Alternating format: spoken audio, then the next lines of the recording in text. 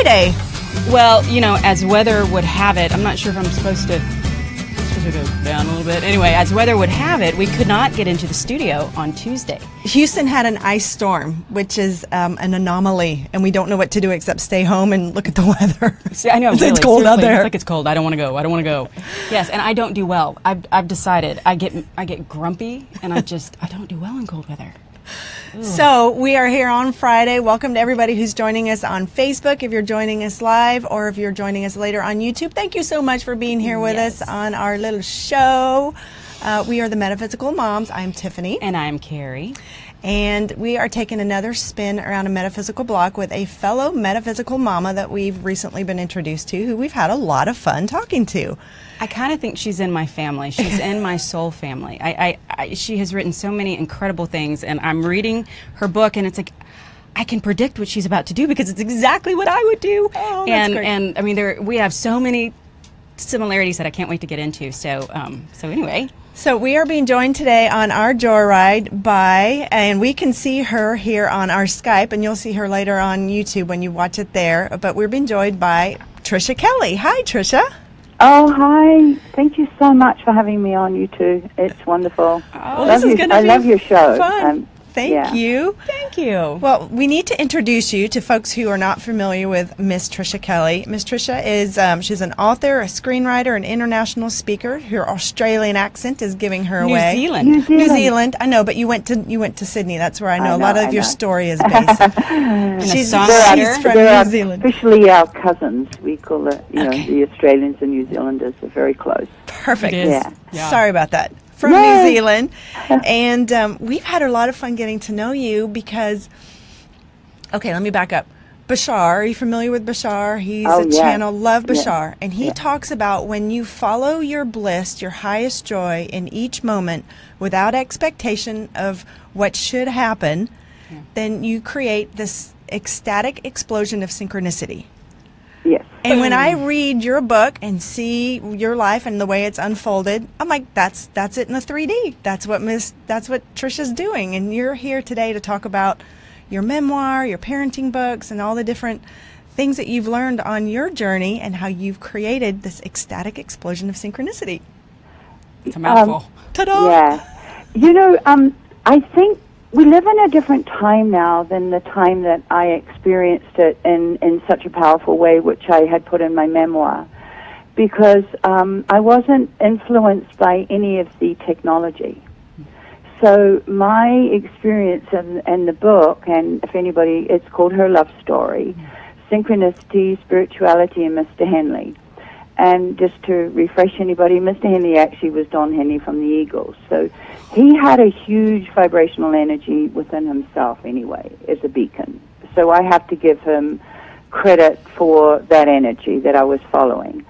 But what happens when you live in that moment of pure intuitiveness? There's no interference, you see. So I was guided. It's probably, without saying it as an ego, a very epic love story that may not ever happen again, because everybody now says, oh, I want to meet him, where can I Google him?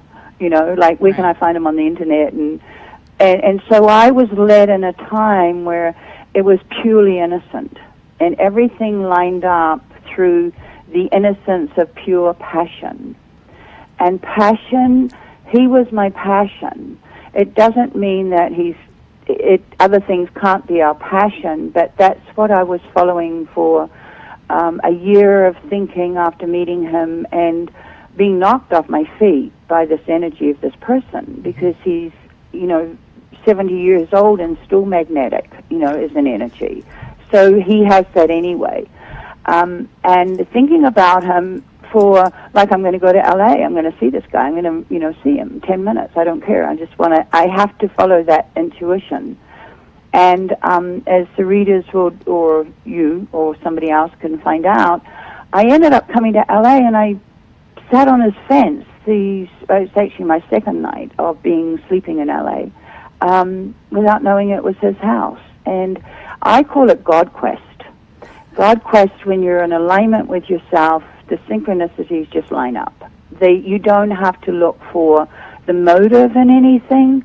Like whereas what will I get out of it? You know, which is what a lot of people turn to when they... The expectations, yeah. That's what you were talking about. And so there was none of that. I had absolutely zero.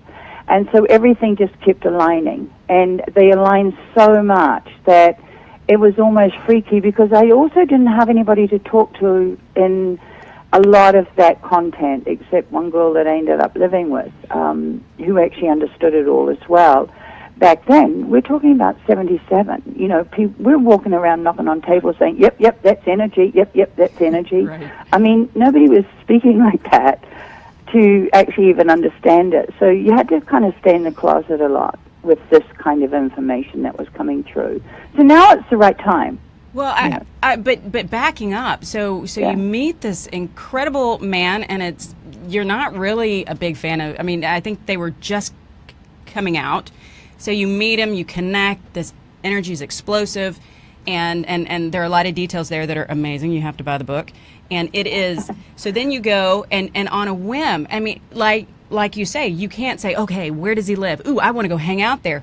You just looked up, and it was this place you walked by, and you thought, wow. And your friend said, wow, this horse, I wonder if they have stables.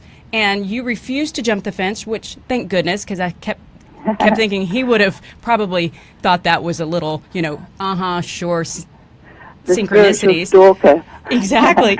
And so then, and it turns out, I mean, you find out weeks after that, right? That's actually his house. Yes. And you're staying right across. He drove me up the driveway. He picked me up. But, the interesting thing is, part of the book, too, that I was talking about is the triangle. I ended up staying in a house, and it was the first thing that I went from the airport up Mulholland, stopped at this house from a man that I met at the airport. And the interesting thing is that I had that premonition when I was standing on the balcony, looking at this little canyon, going, oh my God, I love LA. There's deer crossing signs, and there's all of, I couldn't have been in a more expanded aura of energy, of excitement, you see. So the excitement of, and that happens a lot with people that travel. The synchronicities of airports and meeting people when you travel is huge, because you're in that vibrational excitement. So that I brought with me, you see. So when I was standing there looking at it, I didn't know I was looking at his land right there. And my bedroom that I slept in looked at his land, and he was over there puttering around with architects and builders and everything while I'm staring at him, not knowing that I'm staring at him. Well, I know he was a big catalyst in your life, but you've had this synchronicity before and after, because your book is full of stories of you walk in and there's a girlfriend that lived halfway around the world that you were going to meet, and you go into another pub and there's somebody who's about to meet the friend that your book is just full of these synchronicities, and houses just show up that you can stay in, and there's a flight to here that's free because you got a modeling contract where you wanted to go. It's just really cool about how, like you said, you just went into it with no expectation, and you just trusted that feeling, that life spark of just going along with it and trusting it. The thing is, in life, when things hit you in the gut that you got to follow, you got to follow. One of the things that most people are afraid of in life are people smiling at them. And they'll catch you, a stranger will smile at you, and they'll kind of go, where are they? Yeah, you have a totally different take on you have a different take on that. It's sort of, it's completely, because they're the beacon that's standing there. A smile comes from your heart, a fake grin comes from your jaw. Yeah. Your muscles. Yeah, it's always like that. So when you have that impulsive energy, there's always something there. It's really interesting. I went out last night. I was sitting in a restaurant, and I went to have some sushi, and I was sitting a seat between me and another girl sitting alone, right? And I just sort of leaned over and I said, that's really interesting. What did you order? And we started talking. She paid a check, and she sat there for an hour talking to me. She would not leave. And she's a criminal, studying criminal science of police, like CSI. So we started talking about energy and cause and effect, and, a lot of different things. She was, like, off the moon with, like, really? And I said, you know, you can leave. And she said, you know, I've always had a fear of talking with strangers. And I said, oh, I talk to strangers all the time, every time. I said, you know, and I gave her this little hint. And I said, you know, the best thing, I said, I'll teach you a little thing. When you're standing in the supermarket line, say something to the person before and around you. Just say, hey, oh, I've never cooked with that. How did you cook with it? Anything. Right. Cute shoes. I love your shoes. You know, and because when you're saying something in a compliment or you're asking a question, people are really receptive to you immediately. Yeah. And I said, so play with that, right? That was her lesson, you know, and she said, thank you so much. Now, that's a spiritual teacher right there, you see. It's not about, you know, turning up for anything or, you know, hey, listen, call me and I'll book an appointment and do it, blah, blah, blah. You're in that moment. So you accelerate everything around you, yourself and them. Yeah. And everybody is content. And that's the thing that most people are afraid of, is stepping out of the box to communicate with someone. And I love humor. I make people laugh all the time. I'm like a laugh machine with like sporadic laughter, you know, with jokes. And that's another great way of like easing that energy, because wit is spontaneous. Mm-hmm. You can't make up wit. You're in the moment. You just say it. So those are the things that are really important to people. Be in the moment. Yeah. That's what it is, though. I mean, I think that when I travel or when I'm in that mode, I feel like I can see everything around me. Well, it's all new, too. Yeah. Well, but not even that. Like being at the store or being somewhere when that is turned on and when I engage with people around me, it almost feels like I can see everything around me. And I don't know if you have that too. You know, like, I explain this to my daughter really easily, and I might say this during the show because, you know, she was the person that I was the teacher and I was the student of hers. You know, it's always in that unison. You know, don't get into the ego that you're above a child, you know. It's the old saying, just because you came to the planet first doesn't mean you're more important than the one that comes next. Exactly. So you have to remember that in parenting. But I was driving down the freeway and I was talking about auras and energy and, you know, to my daughter, and I said, oh, honey, most people go through life with tunnel vision. They actually are like the racehorse going down with the blinders. Mm-hmm. And I said, when you go through life like that, you don't notice that the $10 was sitting on the ground 2 feet away from you, because you don't see that whole picture. Right. And so we were driving, and I had my lights on one beam on the freeway, right? And I said, honey, when you go through life with your expanded energy and seeing the big picture, and I flicked it to full vision, you know, to full beam, I said, now I can see 7 lanes. And I said, life is like that. That's a good visual. It is a good visual. Yeah, so that's nice to explain that to kids, you know, because they don't understand. And by the way, for all the parents out there, you cannot manifest for your children, period. You have to teach your children how to manifest them for themselves. I want to talk about that. I do, too. I want to say hi real quick to some of the folks who are joining us on Facebook Live. Thank you, everybody, because we have people popping in from all over. Even Jennifer's home with the flu. I hope you feel better. Jennifer? Yeah, no, Jennifer Danielle Campbell. Hi. And Carrie Mina, hi. Hi, Carrie. Hi, Silver Lining Carrie. She says hi, Tricia. Hi, Carrie. Yeah, we're friends on Facebook. Claire is saying hi from Australia. Steve's in Atlanta. Malin's from Sweden. Julie's from San Diego. People like your hair. They say your hair looks good. I got it cut and highlighted. Catherine. That's what I did I thought you were talking about me. In the cold weather. Donna's from Kentucky, and Birdie is New Braunfels. Hi, Birdie. Mary Ann's from Utah. Thanks, everybody, for joining us. We love our Joy Tribe all over. Beautiful. And we love just bringing this group of metaphysical mamas and papas together to just chat and see how we can all see beautiful bring things. These concepts down to the 3D world. And I think, like you were just saying, when somebody smiles at you, go talk to them. I mean, that's magic right there. That's an opportunity right there. It's so simple. Yeah. And it doesn't have you ever heard of that? My daughter taught me, and she had said once we were driving when she was really little, she said, Mum, have you ever played sweet and sour?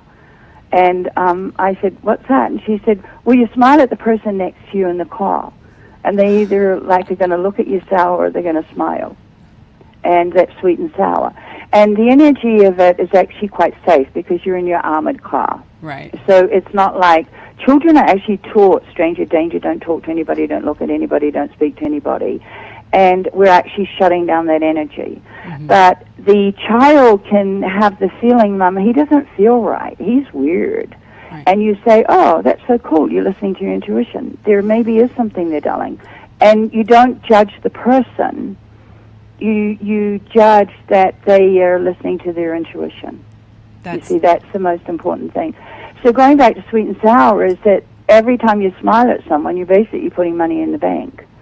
Mm-hmm. Because you're increasing your potential of everything in expansion. Oh, that's lovely. I love that. I mean, but it's true. And my poor kids, I talk to everybody everywhere. And they're like, Mom, promise us you just go into the store and get the milk and come out. So it's how do you tell them not to talk? Because, look, I did that one. My daughter said to me, she came back from the school with a stranger danger, don't talk to anybody.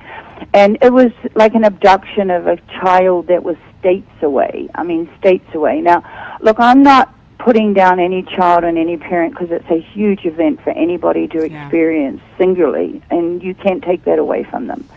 But if you're a parent and a child goes missing and you said, well, honey, look, it's really 0.00000, when do you want me to stop the 0% of it happening? I agree. Of 300 million people. 5 people, 10 people, 50 people. Even this flu epidemic, 50 people died. Well, 50 people out of 300 million people, what is the percentage? Yeah, right. That's exactly right. That's where you get into that kind of, it's not fake news, but it's like exaggerated that it becomes a fear-based, more. The phenomena is bigger than the event. So I was talking in the market to this lady, and I had said to her, oh my God, I love your makeup, it's beautiful. And she did have amazing makeup, and we see her quite often. And my daughter said, Mom, you know, you talk to everybody like a stranger. And I said, but the difference is, honey, we had a conversation where the lady didn't say to me, okay, now you have to come to the toilet with me, little girl, because I need to do this. Right. Or I need you to come outside. I said, the conversation starts and finishes right there. They don't follow you anywhere. Right. Or ask you where you live, or... Right. So we went into all of that as well, but that's where the conversation starts and finishes.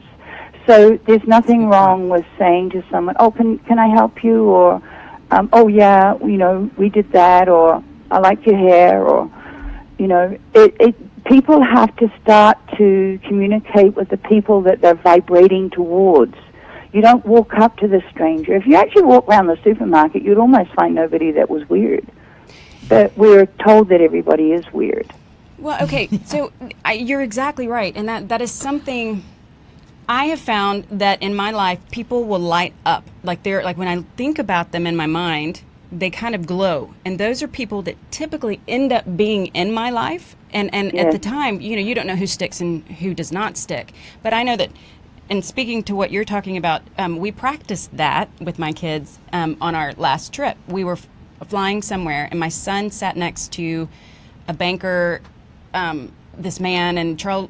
My son wanted to know all about the England when they left the UK. We were there right after that, and it was so cool because he actually engaged, and he asked the man questions, and because I want them to be curious and not closed off. But I love what you just said, because that's exactly right. And I haven't been able to tell them, you know, why is it okay that I speak and you don't speak to the stranger? Because you talk to them right then you cut it off. Then, you know, you're not going anywhere with them. It ends right there. Yeah. Perfect. Thank you for that. Well, I know your daughter's in her 20s now, but you did write a parenting book, new energy parenting, conscious parenting. It's all about understanding the energy of the thoughts and the words and the behaviors. No punishment, more about self-discovery. Mm-hmm. So I haven't actually read that book yet, but I love it. It's all based on law of attraction and how to teach children to understand their own energy. Yeah, and it's also the interesting thing about parents and things like that is that most parents are not manifesting their own dreams because they live in the control of another human being. And the moment you live in control of anything, everything shuts down because it's not the expectation of allowance, you see. So it's a very hard thing for parents to do because they're constantly in that state. You know, the kid can walk into the kitchen and say, "Mum, you know, you need some help." No, I've got it under control. No, you know, like, I'm fine. Instead of saying, "Oh, cool, you want to take over this? I actually need to go to the bathroom." Or they put up these stop signs a lot, you see, with parenting. And don't wear that, do this, do this. I'll do and it for you. children are so wound up right now. It's like almost horrible to actually imagine the timetable of a child today in the school system that's under control, and it's constant. And one of the things that I love to teach parents is do not react when your child does what I call dumping on the doorstep. And they come home from school and they're quite wound up. You know, sit here, don't do that, don't talk, eat now, don't do that. They, you know, like, and even the energy with friends and all of that. And they come home and they just like drop their bags, they dump on you, you know, like how it, you know, and you react. You know, you go into that reaction.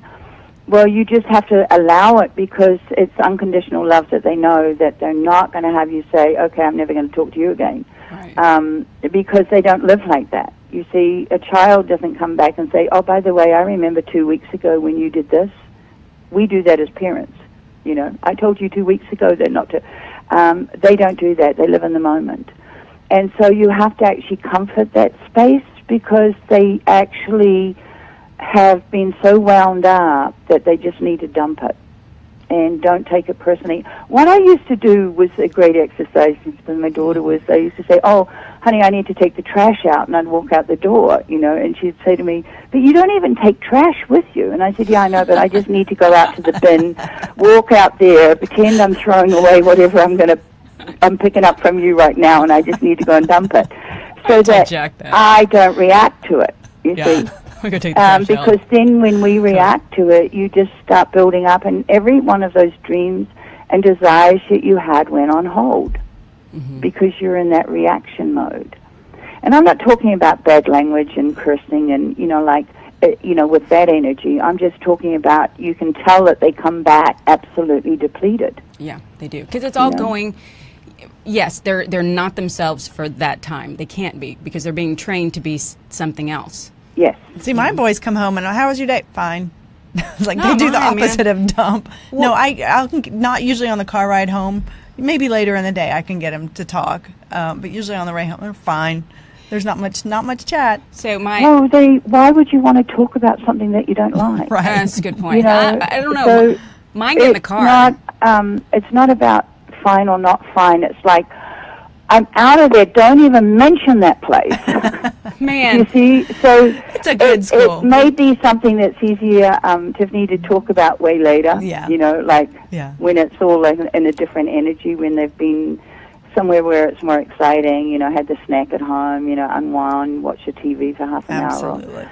You A lot know, of people are that way. kick the ball around. You know, they sometimes just need that space to do the Yes. other. The other thing about boys, I don't know if you know, because you both got a lot of boys, right? We've got 5 between us. Yeah, is boys have to do something when they talk to you. You cannot sit a boy down in a chair and say, "Tell me about your day." Right. They don't do it like that. If you pulled out a pack of cards and you're playing cards with them, Yeah, sitting then you side by say- side. Yeah. It's the old image of fishing. You know, Yeah. when the pup goes out to fish with the kid and they Yeah. sit there and everything comes out about life Yeah. because they have the action. So boys are like that. Little girls are different. They'll whine around your feet and end up on your chair and sitting in your lap and telling you your life story. Yeah. They're different, you know, in that energy of letting loose. So my husband will ask, "So, how was your day?" "Fine." When he gets home that night. So what we do, because when they get in the car, they're like, "Oh, Mom, and then so-and-so said this, and then they did that, and then." So I will call him, and I'll just have him on speaker so he can hear the dump, because he really wants to hear the dump. And so, but they're all dumped by the time he gets home. So yeah, that's funny. yeah. So and it's always, you know, like if the kid wants to offer the information, then go for it. You know, don't shut him down. Yeah, they. Honestly, I don't think they're really into it too much at that point when they walk out of a school. You know, it's almost like let that world go. Right. And bridge. you know, like, I think the school systems will change within time.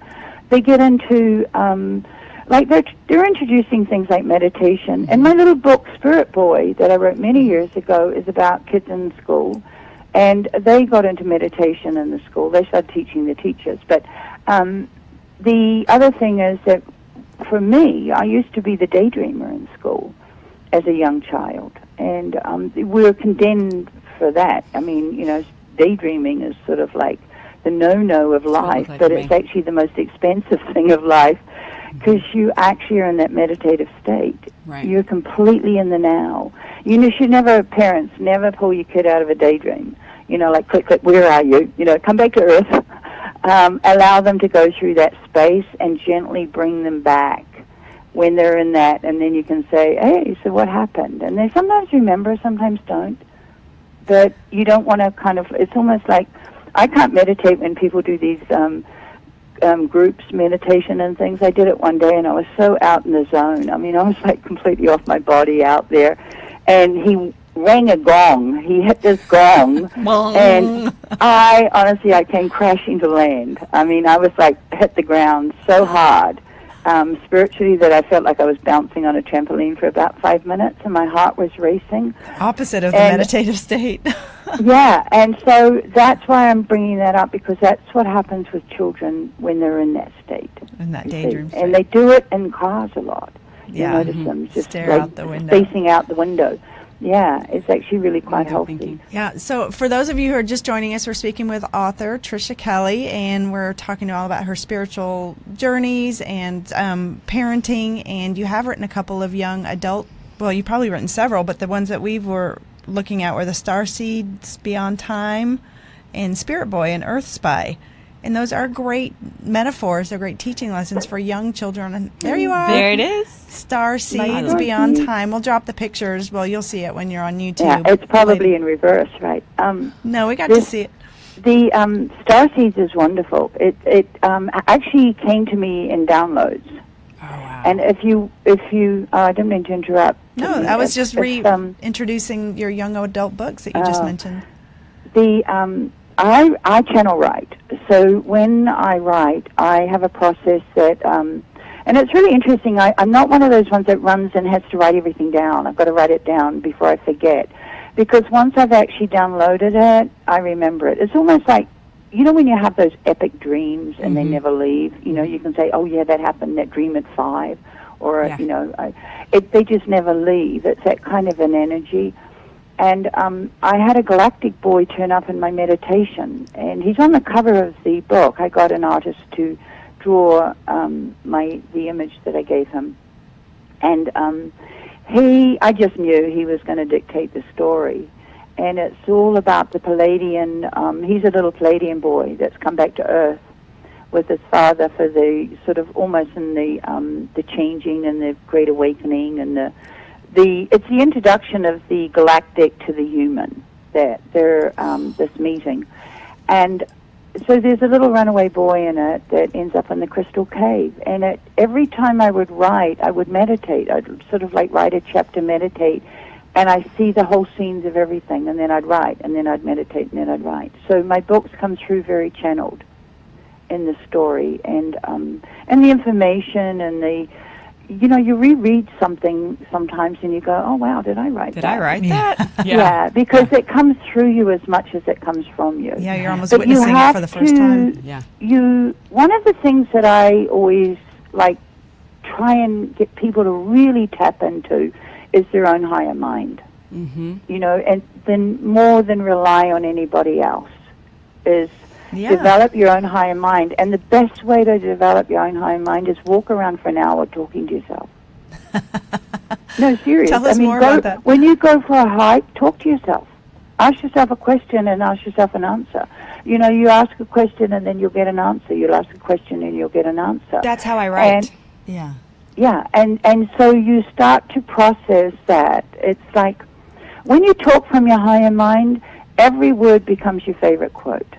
That's one of my quotes. You have great quotes. I guess I do that in a sense because, like, if I have a problem, I think, what would I say if somebody came to me with that and I wasn't emotionally, invested in I had no attachment to it, what would I say? And I do have that question answer like it's somebody else, and I do get the best advice. So yeah, it's a similar process. Yeah. And, for many years when I was a teenager, because I got into this very early, into spirituality, way back in the 70s, but I lost a lot of friends from being a smartass because I always had the answer. If people were trying to work out something, I just knew how to, it's like this. Oh, it's like this. And not knowing that I was actually in that channel space connecting. A lot. Yeah. Exactly. Yeah. So that's what I'm only saying that to put people out there, because when we do have these awakenings, and I want to clarify something with that term, all right? Because we're all waking up to different things all the time, every day. So it's not one event. And you may have an awakening to a meditation that you get where you've gone to a different level, or you have an energy where you leave your body, remote view, and all different levels of awakening, right? But awakening is very different to enlightenment. Enlightenment is when you live the awakening. And you see, an awakening is like somebody that wakes up, oh, did you hear about that? And I don't believe in that anymore, and that's all crap. And they get all righteous about what they've left behind and what they want to pick up. And that's not enlightenment, you see. So that's just the awakening. And the awakening is understanding to cross the fourth dimensional bridge to the fifth dimension. You have to actually understand it to go across the bridge. So you have to live it. A lot of people talk the talk, you got to walk the walk. Yeah, that's every exactly day. Right. In difficult situations and almost difficult relationships, you got to keep... Oh, we all trip up. I kind of do that. But you get into the moment of, I love the expression, the aha dance, where something will come out of your mouth and you go, aha, I'm doing that shit again. Why did I tell them that bummer story? Why did I want to bring them down and bring me down? Right. Why on earth did I tell the whole world I had the flu? So that I can be a victim of the flu? What is my intention of doing some of the things that I'm doing? Yeah, but you see it. I mean, I think seeing it is half of it, because then you won't do it again. Oh, by the way, will you tell us that story about when you were sick and how that went down? Yeah, and how you took yourself off? Who that was who wrote in about the flu. Let's give him another, because you had talked about how you said, okay, you took yourself out of the hospital. Boarded a plane. I had not been to a doctor in 20 years easily. I mean, most of my 20s, 30s, not even interested.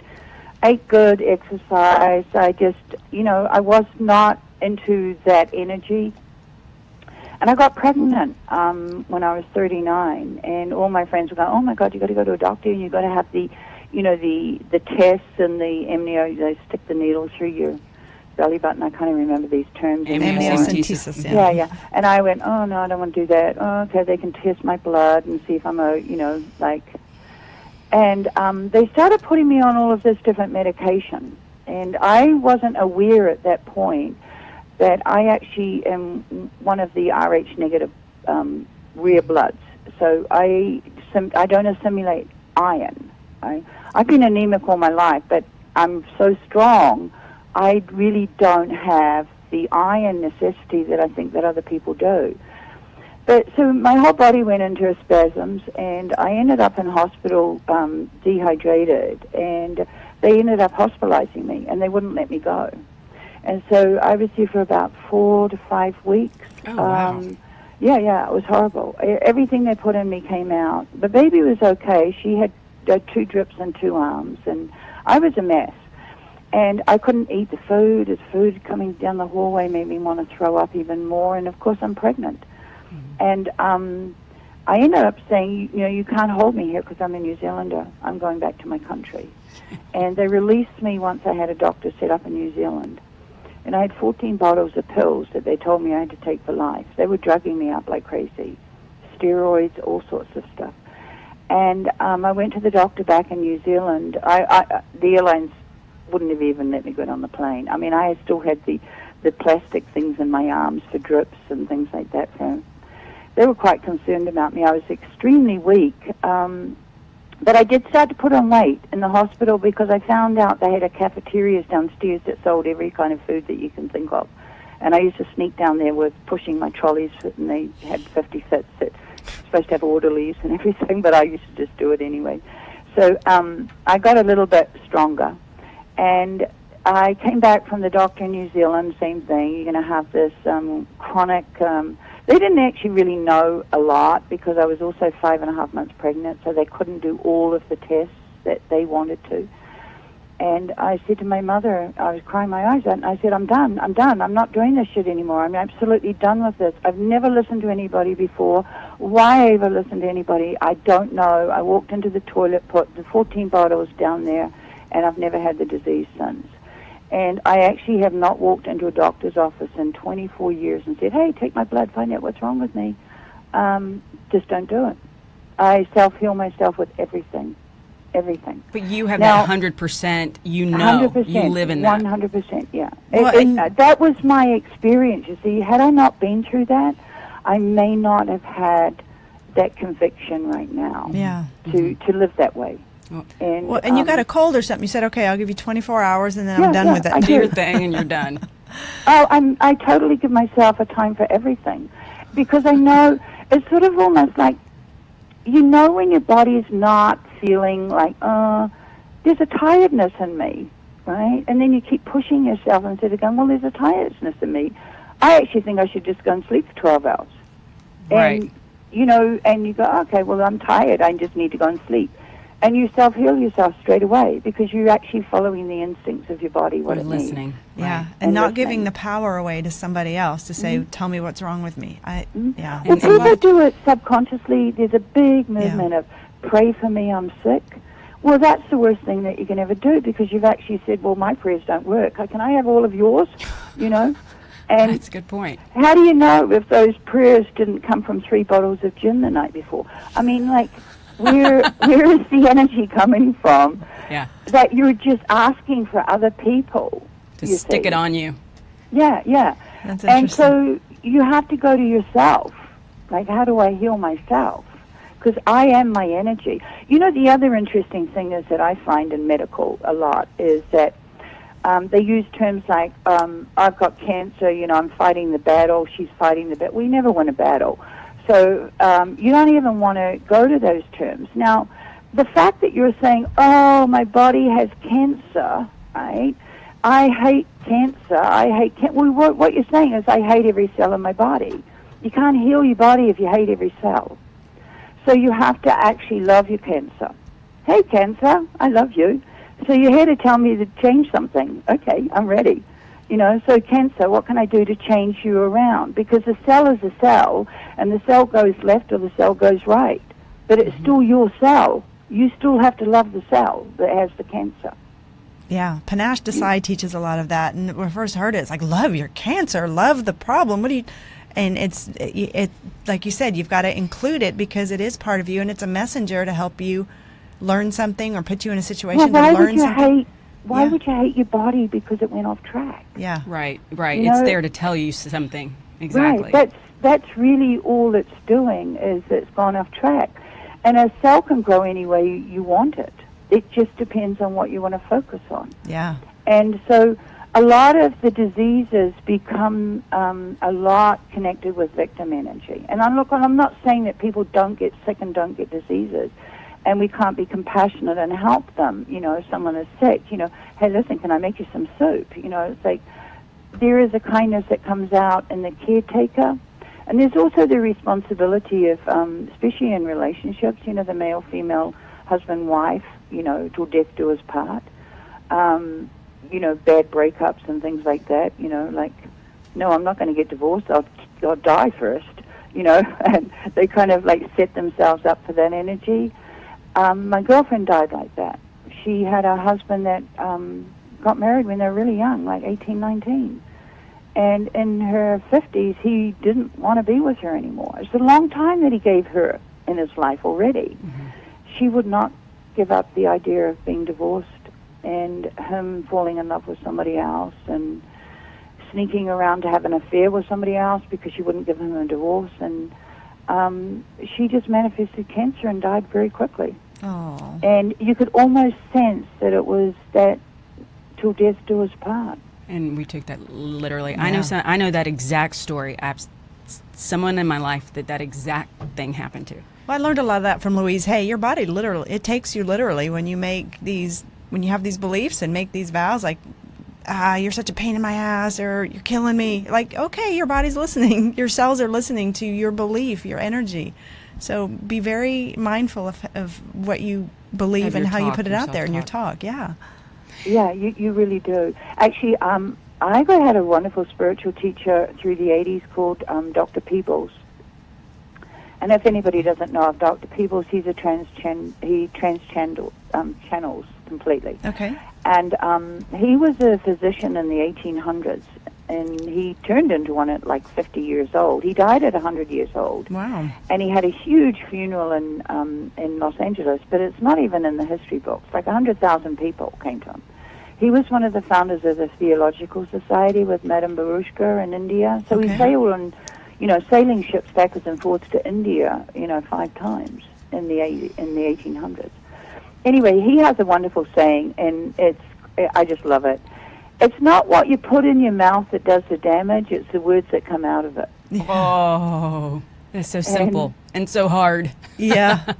Yeah, and it's even going back to food, You love every bite. One of the things that I used to do with my daughter was, like, we never judged a meal as bad or don't like at the end of it. It would be, oh, that's interesting. I'll have to change that recipe next time. It would be something like that, and like, oh, God, that was horrible, because horrible gets digested. Yeah. And you see, if you say to your child, you got to eat broccoli, Dr. Oz says you never get cancer, you got to eat your broccoli, and then you force feed them the broccoli. They hate the broccoli. They're not digesting broccoli as the energy of the broccoli. They're digesting the emotion of I hate broccoli. And the control, the force of it and all that. Yeah. And I don't like it. it. So then they end up throwing up the broccoli, bulimic or whatever, because they don't like the broccoli. Yeah. So, and it's not about the broccoli. It's about saying, well, then, darling, choose whatever you like. We eat rainbows. That's what I used to say to my daughter in the market. We eat rainbows. So go pick something yellow out, go pick something orange out, so it would be, a burgundy squash or blueberries or, that go pick something out that's green. Yeah. We all eat green. So it wasn't that you don't have to eat the broccoli, and then you'll find out about 6 months later they'll come back and say, yeah, I really miss broccoli. Yeah, if you're not forcing it. That's a great way to look at it. So as I read your work, actually, I got this hit with you that you actually, when you don't see the world as 3D, you see energy. Like you respond to, like if I sat there and I glared, you respond not to me glaring, but to what I'm actually trying to push to you, Yes. and you swim, and I think you're so intuitive that you don't even realize, I'm sure you do now, but you didn't even know that that's how you viewed the world and how different that was from the mainstream. I see things very differently, and I've been told, by a lot of different people, I fly above and look down. Mm-hmm. So I'm always from above looking at both sides. I can see both sides and everything.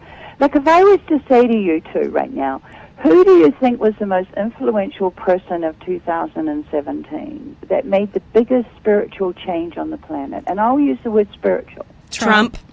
Right? You say Trump? Both of us say Trump. Mm-hmm. Yeah. No, you see, I'd say Harry Weinstein. Oh, yeah. See? He did make a huge, So you see, now most people look at him as the devil and the demon. No, he's been a catalyst. But I look at him as the biggest spiritual teacher that was around last year. Yeah, same as Trump in my mind. And his soul came for those energies, and he also had the equal exchange of energy with everybody he participated in. So there weren't a lot of them that said, no, not me too, versus there is always that soul participation in it. So, but he taught and changed more of last year than anybody else. Yeah, wow. And people don't look at him as a spiritual teacher.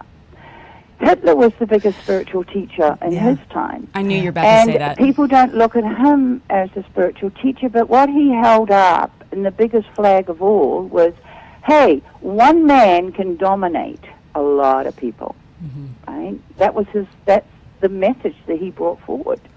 Yeah, and if you blindly follow, you're participating in that. Yeah, it's your energy that you just bought into. And a lot of them did it through both ways. You know, the fear if they didn't do it, they would die, and the fear if they did do it, they would die. You know, so there was like, they were caught in that there was a domination of one man. One man.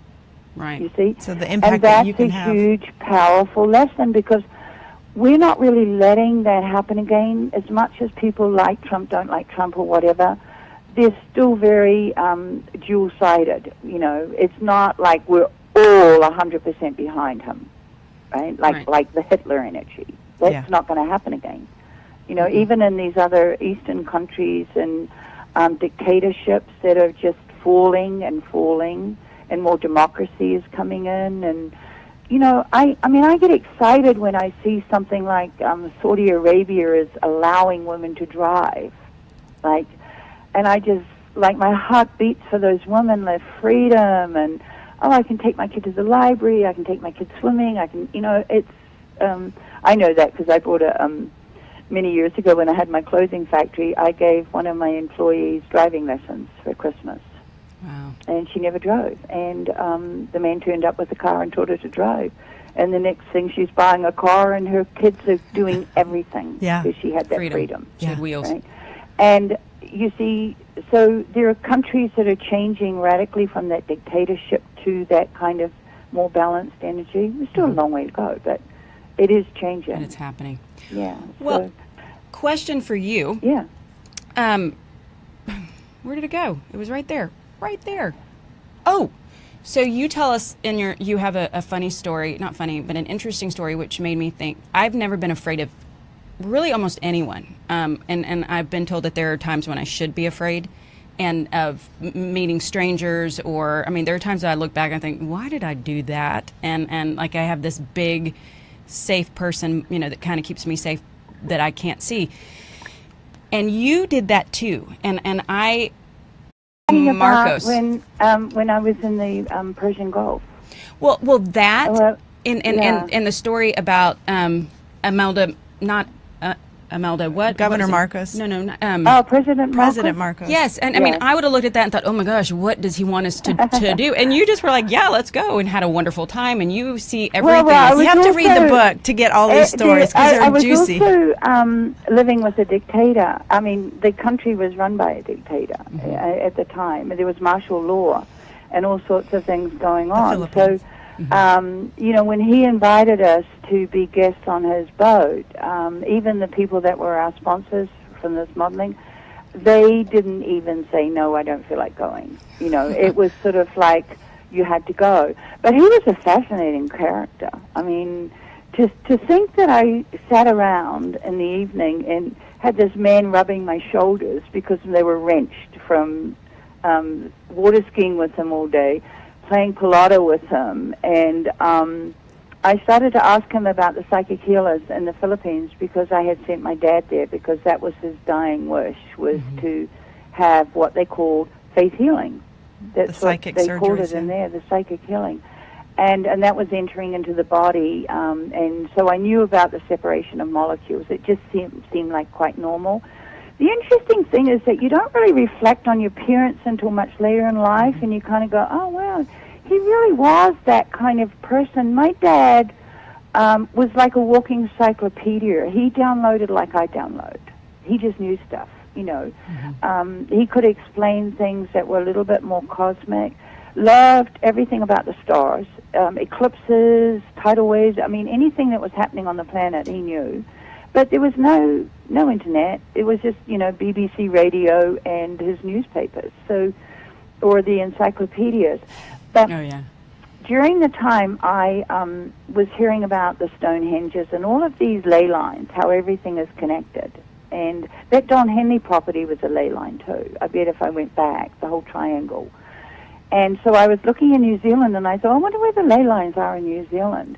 And I discovered that they were 50 yards from my house. My house was in a direct alignment to two rocks that were placed thousands of years ago for the equinoxes to hit. Now, had my dad known, we would have been up there, you know, sitting on them at sunrise. But you used to go play on them, didn't you? I played on them my whole life. I stood on them, you know, jumping on the horses. And then directly in alignment to that is the only obelisk in the whole of New Zealand. That was my playground. Yeah. Was an obelisk and these rocks on this point of land. Wow. And a volcanic eruption that came up, and I bet if they could actually go underground underneath the actual volcano, they probably would find some sort of Atlantis kind of energy down there, or portal. And at the same time, I found a medallion on the beach when I was a little girl, about 5, that is a round circular medallion that has the Aquarian symbol on it and all of the zodiac. And it looks like an old medallion. Wow. I'm going to have it checked out one day. But it came from that beach, you see, from that point. Kind of magic. And the Maori tribes were there too, weren't they? Yeah, the tribes live on the point as well. So your soul comes to that space, you see what I'm saying? And I had a lot of portal energy when I was out of body. When I got into leaving my body, and this is really neat, I'm going off track here, but when I raised my daughter, I raised her intuitively. Like, I would send her messages, like, can Mummy play with the red ball? And she would bring it, or the dolly, and don't talk, send. And so later in life, we became, I never texted her, just called me. Honey, I need to talk to you, you need to call me. She'd call. 10 minutes later, 5 minutes, 2 minutes. Hiding in a movie theater, she would suddenly say, oh, I forgot to tell you I'm at a movie. I said, call me later, I just sent you a message. I would do that, right? So now she's in New Zealand, on the other side of the world, and I'm meditating, and I see my visions, and she's waving at me, just going, oh, like this, in my meditation. I went, oh, wow, I just connected to my daughter. And then one time, she held up a baby, jigging it, and there were, I saw 2 babies behind, and I said to her, the next day, I said, you know, I was just texting her and chatting, and I said, oh, honey, whose babies were you playing? How did you know? And I said, oh, I saw them in meditation. And she said, please don't spy on me. Like, she's a teenager, like I'm going to head for the bedroom and, you know, check out who she's doing it with. You know, like, and I said, okay, no, I won't spy on you like that, don't worry. And, which is completely normal, but, and then one day I was meditating, and I do the zoom out of body, where my energy turns to energy, and I fly out to space, and I always end up looking at the earth. And then I come down to the earth. And as I was coming down to earth, I saw the letter A. And I was coming down, and of course my logical mind was still there going, Australia? Africa? You know, and then I just ended up in a backyard. And it was just green grass, and there was a fence that went round like this, and there were houses that I could see from behind. A tree in a corner, and then I saw some wood, a pile of wood, and then it was gone. And then it was gone, and I couldn't work out what was that. You know, maybe that's where I'm supposed to move. I don't think I want to live with houses next door, but I didn't kind of click in anything, and a few weeks later, she had moved to a new location to live with some girlfriends. And I was talking to her, and I said, oh, honey, by the way, does your house, and I explained her what I saw. And she instantly sent me a photo. It was identical. Was it? And I said to her, what was the wood in the front of the house? You know, the wood. And she said, oh, that's our pile of wood for the fire. It's in the front of the house. So it's in the front yard and the backyard, but I hadn't been in the house. What was the A from? Amber. It's her name. Oh. Amber. Auckland. She was showing you. So we have about 5 minutes left. Can you give us a sneak peek of I know you're writing very hard. I see your Facebook post. You're writing very hard on a new book. She's also doing Can you give us a screenplay? Just like a quick, brief little sneak peek into what you've got coming up. I'm really focusing on writing some of my screenplays into novels. And this one is called Divine White and the 7 Little Aliens. And it's mythology mythology and nursery rhymes are heavily entwined with all of the tales of time. Yeah. If you really look at them, there's a lot of energy in them. And so this is actually a play on a lot of things like that. It's really funny. I mean, there's some funny characters in it. Are you channeling those? And I'm also writing a screenplay that I'm doing just as a screenplay that's called, I actually called it Yoda Master. And it's this, it's a corporate man who's enforced to take a meditation class after a heart attack happens in the corporate world. And the office, they come back, it's all foreshunged and bells and chimes, and they have to do it. And he's in conflict with the gorgeous inner, everything looks fabulous on the outside, Maharishi Guru, goddess, but she's so full of drama in the inside and sexually uptight. And he's meditating because he doesn't like it. And the one line that it starts off, I'll tell you, and he says, yeah, I'm not going to do this crap for another 3 months. If I'm going to be on the road to enlightenment, I got to see what's going on. And he sees himself in the mirror, and he's an old guru.